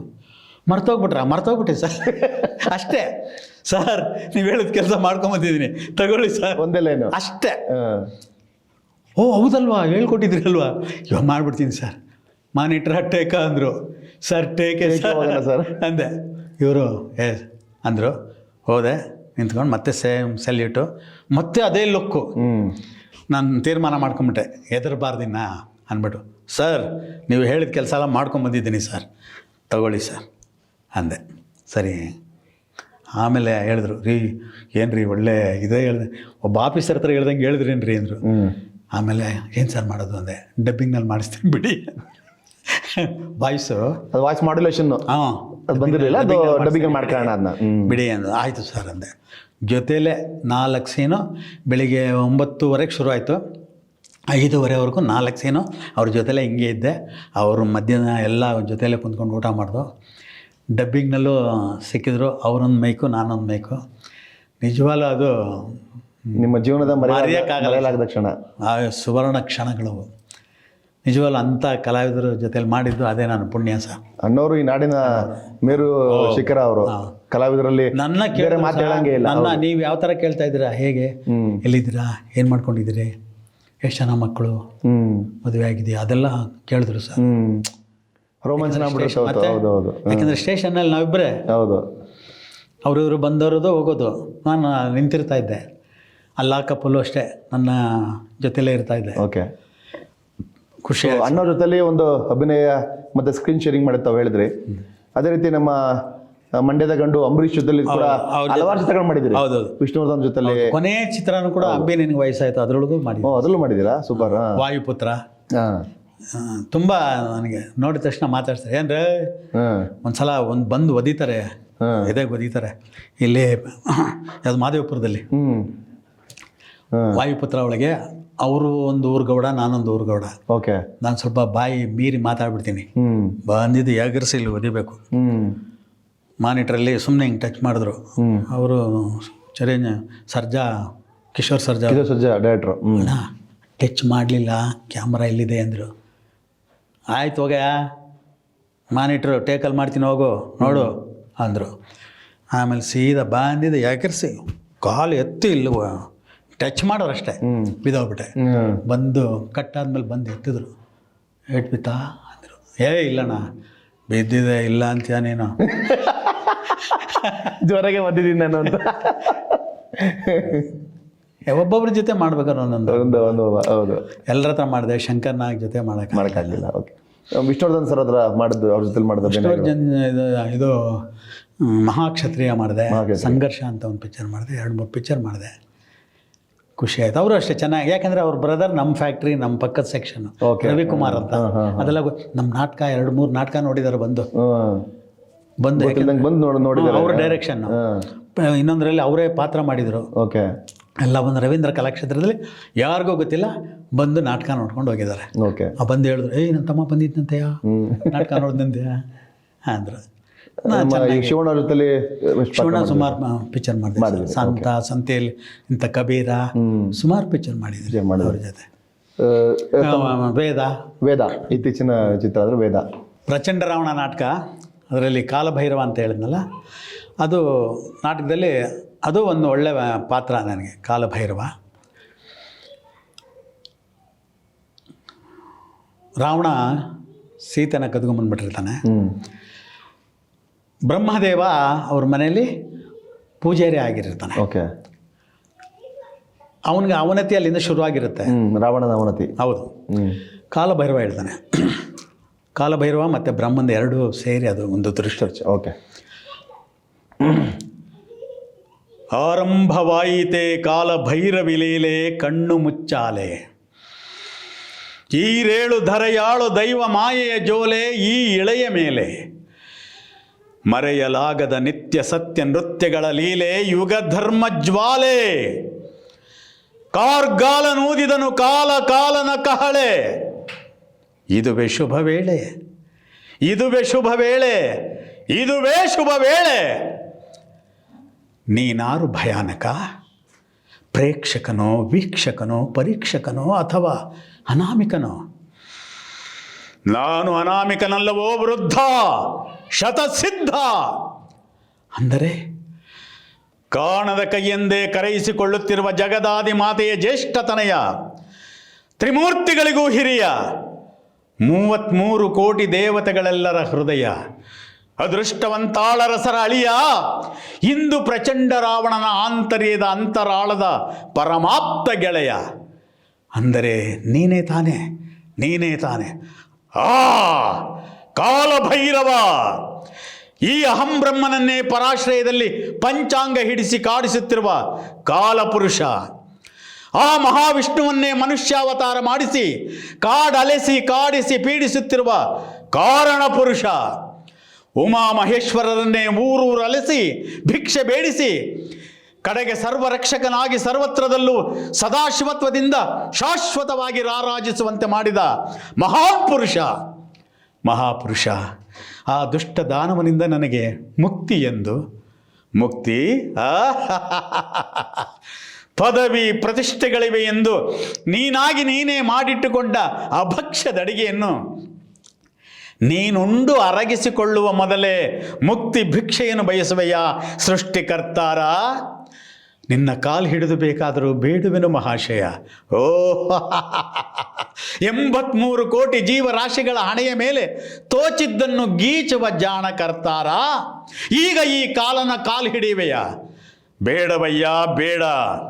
ಈ ನಿಡುಗಾಲ್ಗಳು ಒಡೆಯದ ಸಿಡಿಲ್ಗಲ್ಲು, ಈ ನೀಳ್ಗೈಗಳು ಎಳೆ ಬಿಸಿಲ್ಗೋಲು, ಈ ಒಡಲಂತೂ ಕುಳಿರ್ಗಾಳಿ, ಈ ಉರಿಗಣ್ಣು ಮರಗಿವಿಗಳು ಕಠಿಣ ಕರ್ಕಶ ಕರಾಳ ಘೋರ ನರಕಗಳ ಪ್ರತೀಕ. ಕರುಣೆಯ ಕರುಳಿಲ್ಲ, ದಯಾ ಹೃದಯವಿಲ್ಲವೇ ಇಲ್ಲ. ಹಸಿವು ತೃಷೆ ಜನನ ಮರಣಗಳ ಭಯವೆಂಬುದೇ ಎನಗಿಲ್ಲ. ಎನ್ನಮ್ಮ ಜಗದಾದಿ ಮಾತೆಗೆ ವಿನಃ ಅನ್ಯರಾರಿಗೂ ತಲೆಬಾಗುವುದಿಲ್ಲವೋ ವಿಧಾತ, ತಲೆಬಾಗುವುದಿಲ್ಲ. ಜೈ ಜಗದಾದಿ ಮಾತಾ, ಜೈ ಜಗದಾದಿ ಮಾತಾ, ಜೈ ಜಗದಾದಿ ಮಾತಾ. Super sir, thank you sir, thank you. ತುಂಬ ಚೆನ್ನಾಗಿ ಬಂತು. ಕಿರು ತೆರೆಗಳು ಅಂತ ಹೇಳಿದ್ರೆ ಈಗ ಧಾರಾವಾಹಿಗಳ ಒಂದು ಪರಿಚಯವೇ ಇಲ್ಲ ಸಂದರ್ಭದಲ್ಲಿ ಕೂಡ ನೀವು ಧಾರಾವಾಹಿಗಳು ಮಾಡಿದಿರಿ. ಹಿಂದೆ ತುಂಬಾ ದೂರದರ್ಶನ ಶುರುವಾಗಿದೆ, ಮಾಡಿದಿರಿ. ಹೌದು, ವೈಶಂಪಾಯನ ಸರೋವರ ಅಂದ್ಬಿಟ್ಟು ವೈಶಂಪಾಯನ ಸರೋವರ ಇನ್ನು ಶುರುವಾಗಿದೆ. ಆವಾಗ ಇವ್ರಿಗೆ ತುಂಬ ಒಳ್ಳೆಯ ಹೆಸರು, ಗೌರ್ಮೆಂಟ್ ಪ್ರೋಗ್ರಾಮ್ ಎಲ್ಲ ಮಾಡ್ತಾಯಿದ್ರು. ನಮ್ಮ ಶ್ರೀನಿವಾಸ ಮೂರ್ತಿ ಅವರು ಮಾಡ್ತಾಯಿದ್ರು. ಅದರಿಂದ ಅವ್ರಿಗೆ ವೈಶಂಪಾಯನ ಸರೋವರ ಅಂತ, ಯಾಕೆಂದರೆ ಭಾಳ ಚಿಕ್ಕ ನಾಟಕ ಬೇಕಾಗಿತ್ತು ಅವ್ರಿಗೆ. ಸುಮಾರು ಒಂದು ಅರ್ಧ ಗಂಟೆಯಲ್ಲಿ ಮುಗಿಬೇಕಾದ ಉದ್ಘಾಟನೆಗೋಸ್ಕರ ಮಾಡಲಿಕ್ಕೆ. ಹೌದು. ಆಮೇಲೆ ಅದರಲ್ಲಿ ಅವ್ರು ಬಂದು ದುರ್ಯೋಧನ ಪಾತ್ರ ಮಾಡಿದ್ರು. ಸುಮಾರು ಮಾಡಿಬಿಟ್ಟಿದ್ರು ಅವರು. ನನ್ನ ಒಂದು ನಾಟಕ ಪ್ರಚಂಡ ರಾವಣದಲ್ಲಿ ನಾನು ಕಾಲಭೈರವ ಮಾಡಿದ್ದೆ. ಆ ನಾಟಕ ಶ್ರೀನಿವಾಸ ಮೂರ್ತಿ ಅವರು ನೋಡಿದರು. ಬಂದು ನೋಡಿಬಿಟ್ಟು ಅವ್ರ ರಿಲೇಷನ್ ಒಬ್ಬರು ITNL ಇದ್ದಾರೆ. ಅವ್ರಿಗೆ ಹೇಳ್ಬಿಟ್ಟೆ ಅವನ ಹೆಸರು ಅವನು ಯಾರು ಕರ್ಕೊಂಬನ್ನಿ ಅಂತ ಕರ್ಕೊಂಡೋದ್ರು. ಅವರು ಶಬರಿಮಲೆ ಮಾಲೆ ಹಾಕಿದ್ರು. ಅವತ್ತು ಕರ್ಕೊಂಡೋಗಿ ಮೀಟ್ ಮಾಡಿಸಿದ್ರು. ನಮ್ಮದ್ರಲ್ಲಿ ಒಂದು ಪಾತ್ರ ಇದೆ, ಮಾಡ್ತೀನಿ ಸರ್. ಅಶ್ವತ್ಥಾಮನ ಪಾತ್ರ ಮಾಡಿಸಿದ್ರು. ತುಂಬ ಒಳ್ಳೆಯ ಹೆಸರು ಬಂತು. ಅಲ್ಲಿಂದ ಶುರು ಆಯಿತು ಸರ್ ಮನೆತನ ಧಾರಾವಾಹಿಗಳು. ಹೌದೌದು, ಕ್ರೇಜಿ ಕರ್ನಲ್ಲು, ಮನೆತನ ಸುಮಾರು ಮಾಡಿದೆ ಸರ್. ಅದನ್ನು ನಾನು ಲೆಕ್ಕ ಇಟ್ಕೊಳ್ಳಿಲ್ಲ ಸರ್. ಧಾರಾವಾಹಿಗಳ ಲೆಕ್ಕ ಇಲ್ಲ. ಧಾರಾವಾಹಿ ಚಿತ್ರಗಳು ಇದುವರೆಗೆ ಬಿಡುಗಡೆ ಆಗಿರೋದು 117 ಇದುವರೆಗೂ ಬಿಡುಗಡೆ ಆಗಿರೋದು. ಇನ್ನೂ ಬರಬೇಕಾದ ತೆರೆ ಬರಬೇಕಾದ ಸುಮಾರು ಸಿನಿಮಾ. ಸರ್, ನಿಮ್ಮ ಚಿತ್ರರಂಗದ ಜರ್ನಿ, ನಿಮ್ಮ ಕೌಟುಂಬಿಕ, ನಿಮ್ಮ ಅಲ್ಲಿ ನಡೆದಂಥ ಹಲವಾರು ಘಟನೆಗಳು, ಸ್ವಾರಸ್ಯಕರ ಘಟನೆಗಳು, ಹೆಂಡತಿ ಬೇಕಾ, ಚಿತ್ರರಂಗ ಬೇಕಾ, ಅಭಿನಯ ಬೇಕಾ ಅಂದಾಗ ನೀವು ಆಯ್ಕೆ ಮಾಡ್ಕೊಂಡಿದ್ದೆ ಅಭಿನಯ ಅಂದಾಗ ಅದಕ್ಕೆ ಎಷ್ಟು ಸಲಾಮ್ ಹೇಳಿದ್ರು ಸಾಲಲ್ಲ. ಒಂದು ಮತ್ತೆ ಇವತ್ತಿನ ಯುವ ನಟರುಗಳಿಗೆ ತಾವು ಮಾರ್ಗದರ್ಶಕರಾಗಿ ಮತ್ತೆ ಒಂದು ಸ್ಫೂರ್ತಿಯಾಗಿರ್ತೀರಿ. ಯಾಕೆಂದ್ರೆ ಈ ಇಳಿ ವಯಸ್ಸಲ್ಲಿ ಕೂಡ ಇಷ್ಟು ಆಕ್ಟಿವ್ ಆಗಿ, ಇಷ್ಟು ತೇಜೋಮಯವಾಗಿ, ಮತ್ತೆ ಏನೇ ಕಷ್ಟದ ಸನ್ನಿವೇಶ ಬಂದು ಕೂಡ ಅದನ್ನ ಫೇಸ್ ಮಾಡ್ತೀವಪ್ಪ. ಇವತ್ತು ನಮ್ಮ ಸನ್ನಿವೇಶಗಳನ್ನ ನಾವು ತುಂಬಾ ಚೆನ್ನಾಗಿ ನಡ್ಸ್ಕೊಂಡು ಹೋಗಿದ್ದೀವಿ ಅನ್ನೋದಿದೆಯಲ್ಲ, ಅದು ಎಲ್ರಿಗೂ ಬರಲ್ಲ. ತಮ್ಮ ಹಿರಿಯ ನಟರಾಗಿ ನಮ್ಮ ಕನ್ನಡ ಚಿತ್ರರಂಗಕ್ಕೆ ಇನ್ನೂ ಹಲವಾರು ವರ್ಷಗಳು ಕೂಡ ಸೇವೆಯನ್ನು ಕೊಡಲಿ. ನಮ್ಮ ಕಲಾ ತಾಯಿಯನ್ನ, ನಮ್ಮ ಭುವನೇಶ್ವರಿ ತಾಯಿ ಸೇವೆ ಸಲ್ಲಿಸುವಂತಾಗಲಿ, ಇನ್ನೂ ಹೆಚ್ಚು ಕಲಾರಸಿಕರನ್ನ ರಂಜಿಸುವಂಥ ಕೆಲಸ ಆಗಲಿ ಅಂತೇಳಿ ನಮ್ಮ ಕರ್ನಾಟಕ ಡಿಜಿಟಲ್ ನ್ಯೂಸ್ಗೆ ತಾವು ಬಂದಿದ್ದಕ್ಕೆ ಧನ್ಯವಾದಗಳು ಹೇಳ್ತಾ ಕಾರ್ಯಕ್ರಮ ಮುಗಿಸಿ sir. Thank you sir. Thank you sir. ನನ್ನನ್ನು ಇಲ್ಲಿವರೆಗೂ ಕರೆದು ನಮ್ಮ ಸತ್ಯಣ್ಣ ಅವ್ರ ಮುಖಾಂತರ ನಿಮ್ಮ ಪರಿಚಯ ಆಯಿತು. ನನಗೊಂದು ಮಾತಾಡೋದಕ್ಕೆ ಇಷ್ಟು ಅವಕಾಶ ಕೊಟ್ಟಿದ್ದೀರಾ, ಅದಕ್ಕೆ ತುಂಬ ಹೃದಯದ ಧನ್ಯವಾದಗಳು.